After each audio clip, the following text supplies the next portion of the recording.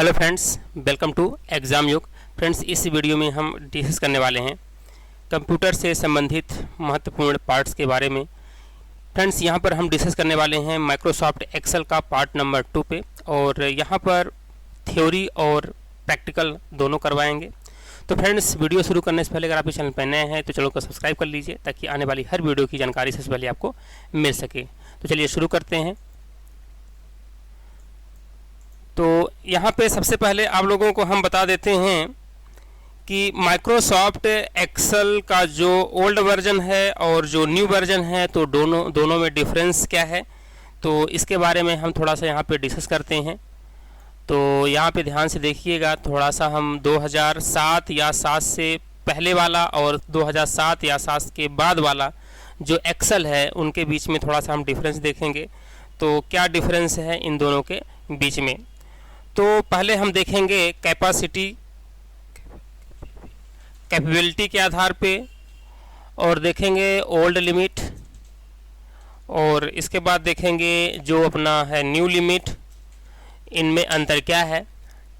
Screen दिखाई दे रही है क्या? Hello, okay. ये आपको हम बता रहे हैं माइक्रोसॉफ्ट एक्सेल में जो कुछ लिमिटेशन है, ओल्ड लिमिट और न्यू लिमिट दोनों में क्या अंतर है। जैसे मैं एग्जांपल देता हूँ कि जैसे कि नंबर ऑफ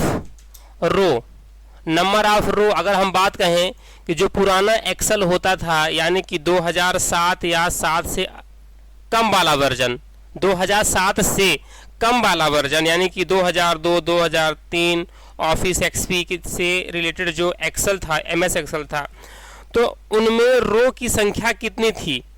तो रो की संख्या थी 65,536। 65,536 क्या हुआ करते थे? रो होते थे ओल्ड वर्जन में।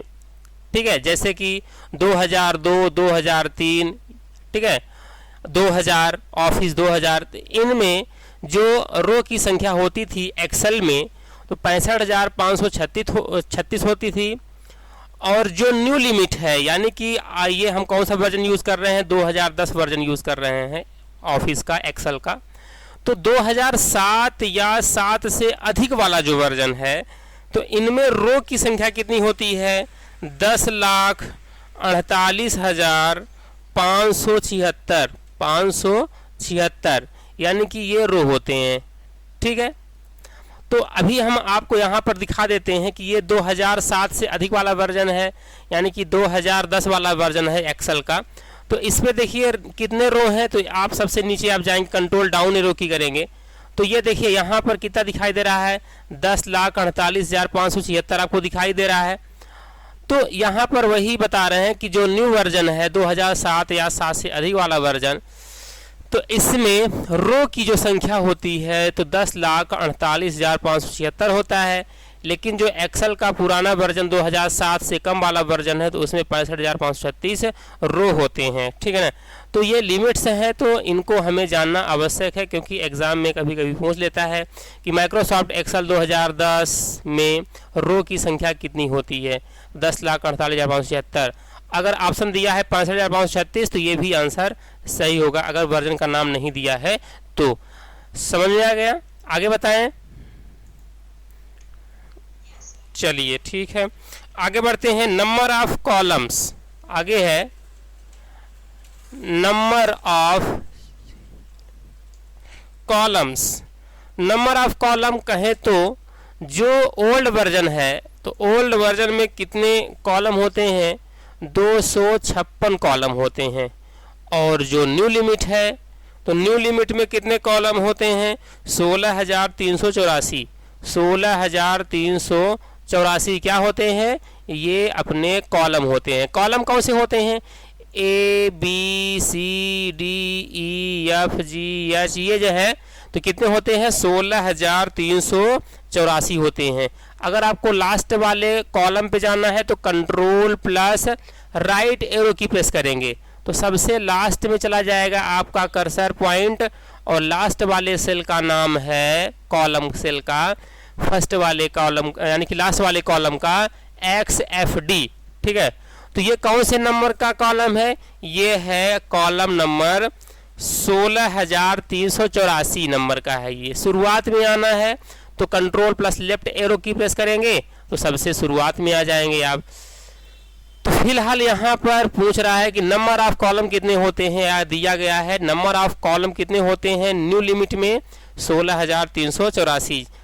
समझ में आ गया? देखिए जैसे A B C ये सभी क्या है? कॉलम है, और 1 2 3 ये सभी क्या है? रो हैं। तो रो की संख्या पुराने वाले वर्जन में कितने होते हैं? इस तरह से ये जो रो हैं आपको 10 11 12 13 14 15 ये सब जो रो हैं तो होते हैं आपके 65,536, और नया वाले में 10,48,576, और कॉलम की संख्या पुराने वाले में 256, और नए वाले में यानी कि 2007 या 7 से अधिक वाले वर्जन में 16,384 रो होते आपके कॉलम होते हैं, ठीक है ना। तो आपको ये ध्यान रखने की आवश्यकता है, ठीक है। कभी कभी एग्जाम में ये जरूर पूछ लेता है, ठीक है। इसलिए ये लिमिट्स और ये आपका डाटा आपको याद रहना चाहिए। चलिए आगे चलते हैं। नंबर ऑफ कॉलम, ये नंबर ऑफ कलर कितने सपोर्ट करता है?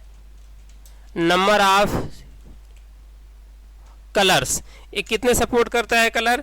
तो ये 56 कलर सपोर्ट करता है, यानी कि 2007 से पहले वाला वर्जन कितने कलर सपोर्ट करता है? 56 कलर सपोर्ट करता है, जबकि न्यू लिमिट एक्सेल कितना सपोर्ट करता है? 4.3 बिलियन 4.3 बिलियन ये सपोर्ट करता है। इतना याद रखना है, 4.3 बिलियन सपोर्ट करता है। क्या है? कलर्स की संख्या, इसमें बहुत सारे कलर्स होते हैं, ठीक है ना। ओके, हाँ। Number of level of undo, number of level of undo यानी कि आप अंडू पुराने वाले में कितनी बार कर सकते हो? कितना कर सकते हो? Number of level of undo कितने कर सकते हैं? 16, जबकि इस वाले लिमिट में number of level of undo करने का लेवल कितना हो सकता है? 100 हो सकता है, यानी कि 100 टाइम्स आप जा करके अंडू कर सकते हैं, यानी कि नए वाले वर्जन में काफ़ी आपको फैसिलिटीज़ मिल जाती हैं। ओके, अब बात आती है कि जैसे मान लीजिए कि ये क्या है? सम फंक्शन है ना, ये सम फंक्शन है। तो जो आप यहाँ पे लिखते हो ये क्या है? होते हैं आर्गूमेंट्स होते हैं। तो ये कह रहा है कि जो ये आर्गूमेंट्स होते हैं तो फंक्शन में, किसी भी फंक्शन में आर्गूमेंट पुराने वाले वर्जन में, ओल्ड वर्जन में यानी कि ओल्ड लिमिट में कितना आर्गूमेंट्स डाल सकते हैं? तो maximum number of argument in a function, maximum number of arguments in a function, यानी कि जो फंक्शन होते हैं फंक्शन में मैक्सिमम आर्गूमेंट्स कितने हो सकते हैं, ठीक है। तो मैक्सिमम आर्गूमेंट्स ओल्ड वाले वर्जन में कितने हो सकते हैं? 30 आर्गूमेंट्स होते हैं, जबकि नया जो लिमिट है 2007 या 7 के बाद जो वर्जन है इसमें number of argument in function में जो आर्गूमेंट्स होते हैं तो हम 255 तक कर सकते हैं, यानी कि कई गुना इससे, ठीक है ना। तो इस तरह से हम ये लिमिटेशंस हमको याद रखना होगा, क्योंकि एग्ज़ाम में ये अक्सर पूछा जाता है कि ओल्ड लिमिट कितनी है और न्यू लिमिट कितनी है। इसके बाद number of level of nesting in A formula, इसके बाद क्या होता है? Number of levels of nesting in A formula, मतलब कि एक फंक्शन के अंदर दूसरा फंक्शन, जैसे कि आप यहाँ पे लगाते हैं सम लगा दिया, ये सम फंक्शन लगा दिया, इसके अंदर फंक्शन के अंदर फंक्शन कितनी बार लगा सकते हो? यानी कि नेस्टेड फंक्शन के अंदर फंक्शन, उसको हम नेस्टेड फंक्शन कहते हैं। और ओल्ड लिमिट में जो नेस्टेड फंक्शन की संख्या होती है 7 लगा सकते हैं आप, और जबकि जो न्यू लिमिट है इसमें फंक्शन की नेस्टेड फंक्शन की जो संख्या होती है तो 64 होती है। यानी कि फंक्शन के अंदर फंक्शन के अंदर फंक्शन, इस तरह से हम न्यू लिमिट में 64 फंक्शन लगा सकते हैं और ओल्ड लिमिट में हम 7 फंक्शन लगा सकते हैं। ये काफ़ी महत्वपूर्ण जानकारी है, आप इसको याद कर लीजिए। ओके, इसके बाद अगला है, हाँ बोलिए, किसको, हाँ बोलिए, हेलो, इस वाले को 7 नंबर को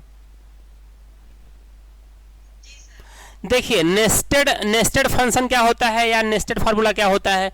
एक फार्मूला के अंदर दूसरा फार्मूला नेस्टेड फार्मूला कहलाएगा, या फिर एक फंक्शन के अंदर दूसरा फंक्शन नेस्टेड फंक्शन कहलाएगा। ठीक है ना? जैसे कि अगर हमने कहा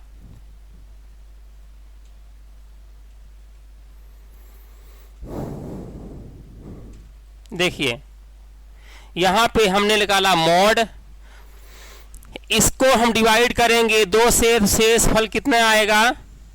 0 आएगा। अब इसके अंदर हम लगाते हैं फंक्शन इफ। अगर मोड का मान 0 आता है तो नंबर क्या है? इवन है, नहीं तो क्या है? ऑड है। तो ये क्या हो गया? फंक्शन के अंदर फंक्शन। ये देखो, इसको हम करते हैं 13, तो क्या हो गया? विषम हो गया। ये क्या है? 14, तो ये सम आ जाएगा, इवन आ जाएगा। यानी कि हम क्या किए हैं, एक फंक्शन मोड लगाया है, उसके बाहर हमने इफ लगाया। यानी कि फंक्शन के अंदर जो फंक्शन होते हैं उसको हम नेस्टेड फंक्शन कहते हैं। फार्मूला के अंदर जो फार्मूला होता है उसको हम नेस्टेड फार्मूला कहते हैं। ठीक है ना? उसी तरह से जो ओल्ड वर्जन है तो इसमें नेस्टेड फार्मूला की जो संख्या होती है तो 7 हो सकती है, और जो न्यू वर्जन होता है, न्यू लिमिट होती है, नेस्टेड फार्मूला की जो संख्या होती है 64 हो सकती है। ठीक है ना? समझ में आ गया? चलिए आगे देखते हैं। Maximum number of characters in A formula. Maximum number of characters in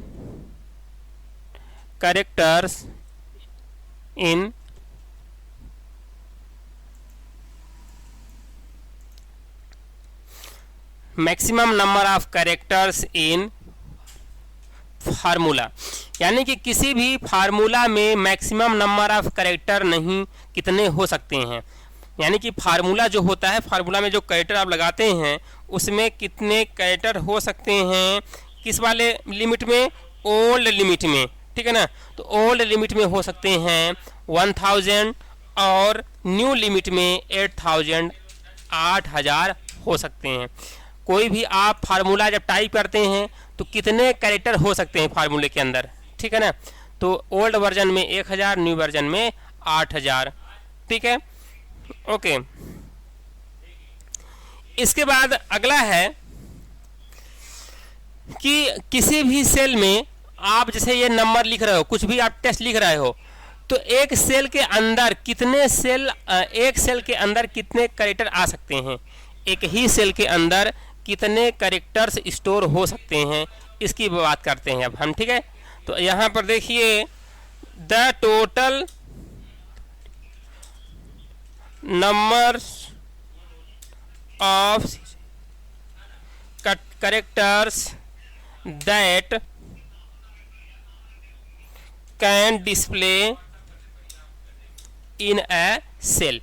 यानी कि एक सेल में, पुराने लिमिट में एक सेल में मैक्सिमम कितने कैरेक्टर डिस्प्ले हो सकते हैं, कितने कैरेक्टर डिस्प्ले हो सकते हैं। अगर आप इसको बड़ा से बड़ा करो, छोटा छोटा करो, चाहे जितना करो, लेकिन अगर ये सेल में आप कोई भी कैरेक्टर इनपुट कर रहे हो तो एक सेल में मैक्सिमम कितने कैरेक्टर्स आ सकते हैं ओल्ड लिमिट में। तो ओल्ड लिमिट में कितने आते हैं, इसको ध्यान से देखिएगा, 1000 कैरेक्टर आ सकते हैं। जबकि नए वाले वर्जन में, न्यू लिमिट में क्या है, कितने आ सकते हैं? 32,000 characters can display in a cell. 32,000, okay, 32,000, 32,000 आप स्टोर कर सकते हो। इतने कैरेक्टर्स एक सेल के अंदर डिस्प्ले हो सकते हैं। तो यहाँ पर रहा ये कुछ एक्सेल में न्यू लिमिट और ओल्ड लिमिट से रिलेटेड कुछ महत्वपूर्ण डाटा था। इस डाटा को आप कंठस्थ कर लीजिए, याद कर लीजिए, क्योंकि एग्ज़ाम में ये अक्सर पूछा जाता है। कितने नंबर ऑफ कॉलम होते हैं, कितने रो होते हैं, कितने नंबर ऑफ आर्गूमेंट्स फंक्शन में होते हैं। तो ये लिमिटेशन आप इसको याद कर लीजिए, लिख लीजिए। ओके, चलिए इसके बाद आपको हम नेक्स्ट टॉपिक बताते हैं माइक्रोस। ओके, और ऊपर करूं? आप लोग लिख रहे हैं क्या? अच्छा अच्छा, ठीक है, लिख लीजिए। इस हाँ, स्क्रीनशॉट ले सकते हैं। अच्छा अच्छा, हाँ लिख लीजिए। स्क्रीनशॉट ले लेंगे तो बेहतर होगा, क्योंकि स्क्रीनशॉट लेंगे तो जल्दी होगा और आपको हम जल्दी बता पाएंगे। लिखेंगे तो टाइम लगेगा। स्क्रीनशॉट ले लीजिए, ठीक है। ओके,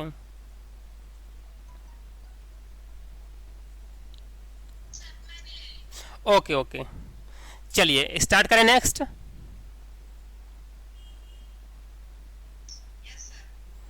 ओके, तो चलिए हम यहाँ पे आपको कुछ महत्वपूर्ण पार्ट्स के नाम बताते हैं। जैसे यहाँ पे आपको ये वाली बटन दिखाई दे रही है,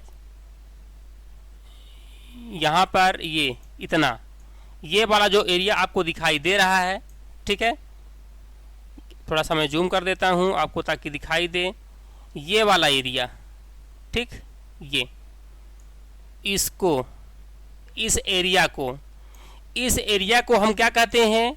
इस एरिया को हम कहते हैं क्विक एक्सेस टूल बार। क्या कहते हैं? QUICK, quick access tool bar. Okay, इसको हम कहते हैं क्विक एक्सेस टूल बार कहते हैं। इसको हम क्विक एक्सेस टूल बार इसलिए कहते हैं क्योंकि यहाँ पे रखे गए कमांड्स को हम क्विकली शीघ्रता से एक्सेस कर सकते हैं। जैसे मान लीजिए कि आपको यहाँ पर किसी भी फाइल को क्या करना है, कोई भी आपने टेक्स्ट लिखा, उसको आपको अंडू करना है, वापस लाना है। तो आप यहाँ पे जा करके क्विक एक्सेस टूल बार में क्लिक कर दीजिए, ये वापस आ जाएगा। तो क्विक एक्सेस बार में जो टूल्स रखे हैं उनको आप शीघ्रता से, जल्दी से यूज़ कर सकते हैं, इसलिए इसको हम कहते हैं क्विक एक्सेस टूल बार कहते हैं, इस पार्ट को, ठीक है। इसके बाद आपको हमने बताया था ऊपर वाली जो पट्टी आपको दिखाई दे रही है, ठीक है ना, इसको हम कहते हैं क्या? टाइटल बार कहते हैं। क्या कहते हैं? टाइटल बार कहते हैं, मतलब कि शीर्षक पट्टिका कहते हैं। मतलब कि जब हम किसी फाइल को सेव करते हैं तो टाइटल बार पे ही दिखाई देता है। अभी देखिए किस नाम से ये है, बुक 1 नाम से ये अभी फाइल आपकी सेव होगी। अगर आप फाइल का नाम नहीं डालेंगे तो बुक 1 नाम से ही सेव होगी। इसके बाद आपको यहाँ पे जो दिखाई दे रहा है होम, इंसर्ट, पेज लेआउट, ये सभी चीज़ें, लोड और डाटा वगैरह, ये इनको हम सबको क्या कहते हैं? इनको हम सबको कहते हैं टैब्स कहते हैं, ठीक है। आपको यहाँ पे दिखाई दे रहा होगा ये home, insert, page layout, formula, data, view, review, इन सभी को हम क्या कहते हैं? इन सभी को हम कहते हैं टैब्स कहते हैं। क्या कहते हैं? सभी को टैब कहते हैं, याद रहे, टैब्स कहते हैं। ओके, इसके बाद अगला दिया है यहाँ पर। अच्छा, रिबन क्या होता है? रिबन कहाँ पे होता है? जो आपको ये ऑप्शन दिखाई दे रहे हैं, ये सभी क्या बोलेंगे आप? इन सभी को आप कहोगे क्या? रिबन्स कहोगे। जितने भी आपको ये आइकॉन ये दिख रहे हैं, ये अपने क्या हैं? रिबन्स हैं। क्या बोलते हैं इनको? Ribbon, RIBBON, ribbon. इनको हम कहते हैं क्या? ये जो ऑप्शन आपको दिखाई दे रहे हैं, ये क्या है? इनको हम रिबन कहते हैं। इसके बाद आपको यहाँ पे नीचे पट्टी दिखाई दे रही होगी, इस पट्टी को हम बताते हैं, ध्यान से देखिएगा। ये वाली पट्टी आपको व्हाइट वाली दिखाई दे रही है, ये इसको हम क्या कहते हैं? इसको कहते हैं नेम बॉक्स। क्या कहते हैं? नेम बॉक्स कहते हैं। ठीक है, नेम बॉक्स इसलिए कहते हैं क्योंकि किसी भी सेल का नाम इसी नेम बॉक्स पे दिखाई देता है, इसको हम कहते हैं नेम बॉक्स। देखिए यहाँ पे अभी जो आपका सेल एक्टिव है तो C4 एक्टिव है, ठीक है ना, इसीलिए इसका नाम यहाँ पे C4। तो किसी भी सेल का नाम कहाँ पे शो करता है? नेम बॉक्स में शो करता है। कहाँ शो करता है? नेम बॉक्स में। इसके बाद यहाँ पर आपको ऑप्शन दिखाई दे रहा होगा, ये वाला ऑप्शन, पट्टी दिखाई दे रही जो लंबी सी आपको वाइट सी, ये वाली पट्टी पूरे यहाँ से लेकर के, हाँ ये पट्टी, इसको हम क्या कहते हैं बताइए? क्या बोलते हैं इसको? इसको हम कहते हैं फार्मूला बार कहते हैं। क्या कहते हैं? फार्मूला बार कहते हैं। क्या कहते हैं? फार्मूला बार कहते हैं।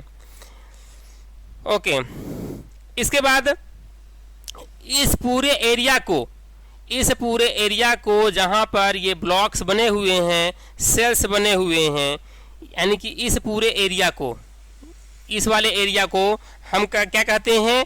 वर्क शीट एरिया कहते हैं। ठीक है, क्या कहते हैं? वर्क शीट एरिया कहते हैं, वर्क शीट एरिया।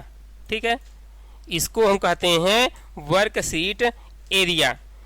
इसके बाद यहाँ पर जो आपको नीचे पट्टी दिखाई दे रही होगी, ये वाली पट्टी, ये नीचे देखिएगा, इसको, ये जहाँ पे सीट 1 2 3 है, इसको क्या कहते हैं? Seat tab. इसको क्या कहते हैं? इसको हम कहते हैं सीट टैब है। बाय डिफ़ॉल्ट एक्सेल में 3 सीट होते हैं, बाय डिफ़ॉल्ट एक्सेल में 3 सीट होते हैं डिफ़ॉल्ट रूप से। और मिनिमम कितना होना चाहिए काम करने के लिए? मिनिमम काम करने के लिए 1 सीट होना आवश्यक है। ठीक है, इसके बाद हाँ,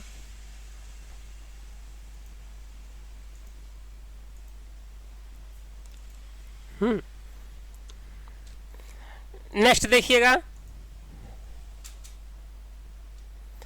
इसके बाद यहां पर इसको हम क्या कहते हैं?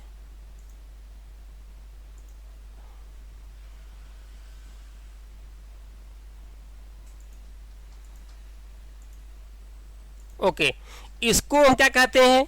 इसको कहते हैं एक्टिव सेल। जहां पे 12 डला हुआ है ना, उसको हम कहते हैं एक्टिव, इसको हम कहते हैं एक्टिव सेल कहते हैं। एक्टिव सेल इसलिए कहते हैं क्योंकि ये एक्टिव है, जब भी कोई एंट्री करोगे तो इसमें ही वैल्यू स्टोर होगा, इसलिए हम इसको कहते हैं एक्टिव सेल, इस बॉक्स को। ठीक है ना, यहाँ पे क्लिक कर देंगे तो ये वाला एक्टिव सेल हो जाएगा, तो इसको हम कहते हैं एक्टिव सेल। अब यहाँ पर देखिए ये वाला आइकन जो आपको दिखाई दे रहा होगा, ये वाला आइकॉन, यहाँ पे ये, इस आइकॉन को, इस वाले एरिया को, इतने एरिया को, इसको क्या कहते हैं? इसको कहते हैं सेलेक्ट ऑल बटन कहते हैं। क्या कहते हैं? इसको कहते हैं सेलेक्ट ऑल। क्या कहते हैं? सेलेक्ट ऑल बटन कहते हैं। अच्छा, इसको हम सेलेक्ट ऑल बटन क्यों कहते हैं? हम इसको सेलेक्ट ऑल बटन इसलिए कहते हैं क्योंकि जब आप इस पर क्लिक करते हो ना, तो पूरा सेल क्या होता है? सेलेक्ट ऑल, सेलेक्ट क्या होता है? सेलेक्ट होता है जब आप इस पर क्लिक करोगे, इसीलिए इसको कहा गया क्या? Select all button. ये जो आपको यहाँ पे बटन दिखाई दे रही है, इस बटन को हम कहते हैं सेलेक्ट ऑल बटन कहते हैं। चलिए नेक्स्ट बताते हैं आपको किस एरिया को क्या कहते हैं, ध्यान दीजिएगा। यहाँ पर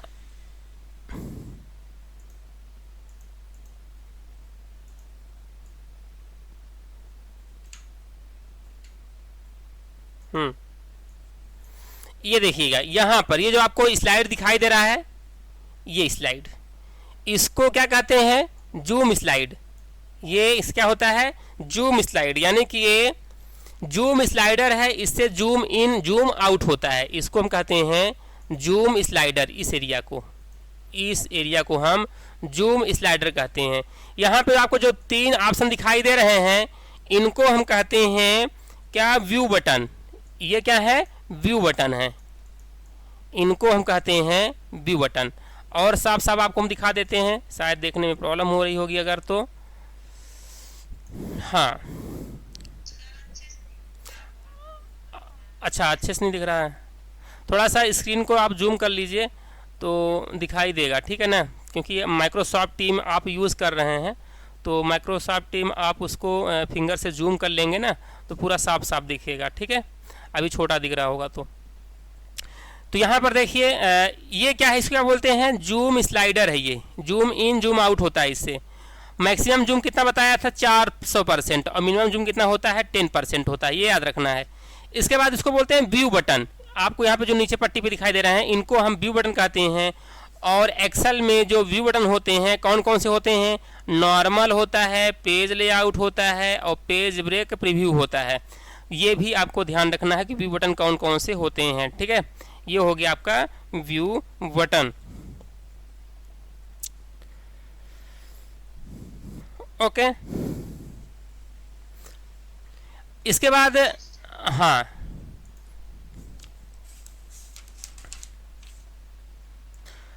आगे बताते हैं कि इस फाइल को अगर आपको सेव करना है, इस फाइल को अगर सेव करना है तो आप यहां पर जाइए फाइल पे और फाइल पे जाने के बाद आप सेव पे क्लिक करिए या फिर इसके लिए शॉर्ट की होती है Ctrl+S करिए।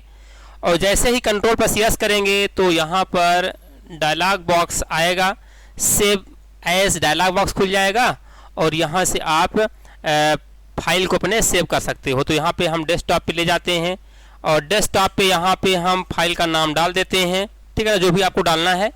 और यहाँ पर बाय डिफ़ॉल्ट एक्सेल का जो वर्कबुक होगा उसका एक्सटेंशन क्या होता है, .xls होता है। आपको ये ध्यान रखना है, कभी कभी ये पूछ लेता है कि माइक्रोसॉफ्ट एक्सेल में जो वर्कबुक होती है उसका एक्सटेंशन क्या होता है, तो .xls होता है।